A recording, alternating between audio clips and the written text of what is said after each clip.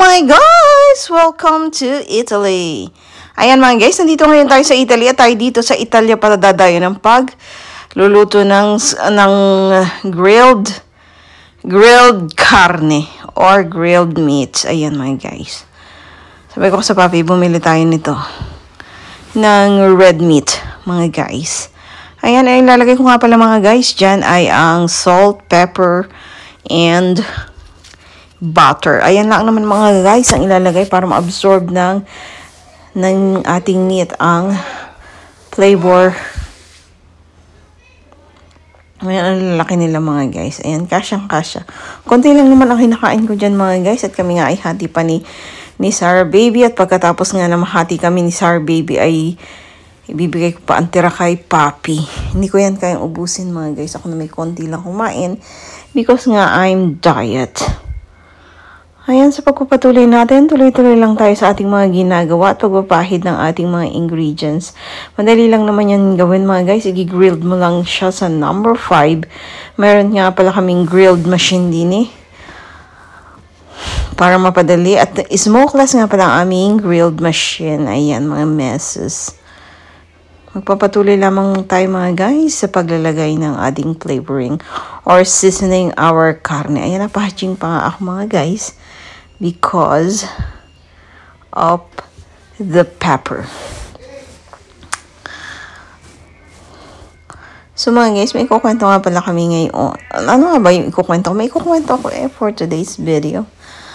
May ikukwento nga pala ako mga guys ngayon. Parang I love eating nuts na mga guys, o yung noche o yung walnut. Talagang pag wala din sa bahay, talaga naghahanap ako mga guys. Ayan, napagod na ang buntis mga guys. Pagod rin talaga ang mga buntis, mga messes. Ganun din ba kayo mga kabuntis? Pagkatapos nga isison ko yung karne ay nagpunta, sabi ng papi, pupunta daw kami at mamimili kami ng gamit ng baby. Ng babing paparating. Ayan mga guys, namimili ako ng mga kailangan na bilhin. Yung importante lang, hindi naman kailangan lahat ay bibili natin at pipilian. Yung most important things na kakailanganin lang ng ating baby. Yung first thing na gagamitin ni baby dahil may mga gamit na si Sarah Baby na pwede niyang gamitin. Ayan, mga diaper, crib na magagamit niya mga guys hanggang 5 years old ang hinahanap namin. Ayan, at least kasi yung isa pang hanggang 6 to 8 months lang. And then yung malapit sa kama, very organized mga guys. Ayan, namimili kami kung alin dyan, pinag-iisipan namin. And then nag-share ng yung salesman ay nag-share para daw mapabilis kami ng pamimili. Nainip na sa amin mga guys. Napakagaling ng salesman dito mga guys dahil binibigyan kami ng choice kung alin ang maganda, matibay. Isa sa alang-alang mga guys sa pagpili ang tibay, ang taon ng paggamit hanggang kailangan ang measurement sa inyong tahanan. Ayun mga guys. At very easy and comfortable for you. Ayun, napakagaling talaga ng salesman mga guys. At binigyan kami ng larawan. Sabi ko, yung gusto ko yung malapit lang sa aking higaan. Tapos comfortable si baby. Madali ko mailagay si baby sa kanyang higaan. At ayun nga, ibinigay niya sa amin at inilarawan niya sa amin ang crib na perfect para sa aming mga ninanais. Ayun mga guys, nabili na namin. Diyan mo, Sarah. Nabili na namin ang aming kailangan. How much, Papi? $200. 226 mga guys. All of this. Thanks. Sarah. Tapos bibili na lang kami ng puna. Puna at isang paliguan. Basta. Ayan mga guys. Ayan, nakabili kami ng piso. It's Berber on euro mga guys.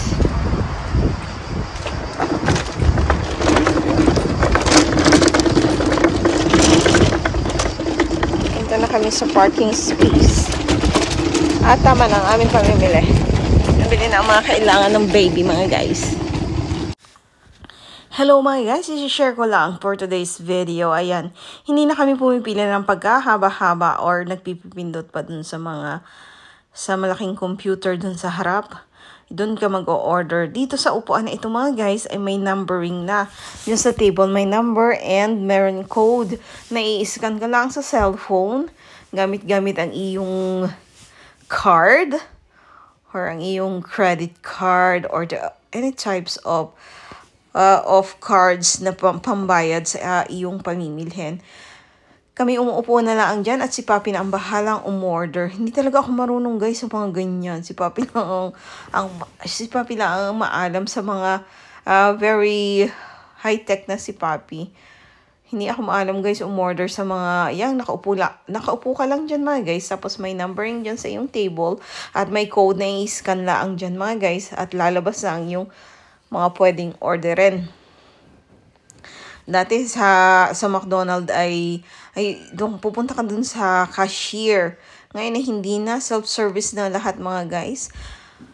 Meron dyan dun sa entrance, may pipindutin ka lang. Kami sa table lang. We'll wait kung kailan darating ang aming order. Ayan. Big Mac nga pala ang aming ino-order. Gusto pa tayo mag-burger na laang. Pagkakatapos ko nga pala mga guys, ng after mga 12, magugutumin na talaga ang mga buntis. At every time magpapacheck up, may kwento nga pala ako, every time magpapacheck up ako sa dietitian ko or diabetologist ko, ay pinapagalitan si Papi. Sinabihan na daw ako mag-diet. Di ba sinabi ko nang mag-diet. Nagda-diet naman ako guys, pero talagang tumataas pa rin. At least hindi naman umaabot siya ng 200 hanggang 170 lang mga guys. Pero napakataas din pa rin daw naman nun para sa isang buntis ang may gestational diabetes. The problem is, mga guys, mapapagurin na talaga ang mga buntis at saka magugutumin. Ayan, Sarby, tuwan-tuwa nga pala. Papi, amusin. Amusin na yung dalawang yan, mga guys. Yan dalawang yan ay tropang-tropa pagkakain. At si Sar Baby, araw-araw na lang talaga naman. Binibigyan ni Sar Baby ng kulay ang aming mundo. Gagalitin ka, patatawanin ka. Ay, nakakapagod na mga guys ang mag-voice over talaga. At please like, share, and comment on my video for today's video. Thanks for watching mga guys. Bye! Mula dito sa Italy hanggang sa buong mundo. Bye-bye mga guys.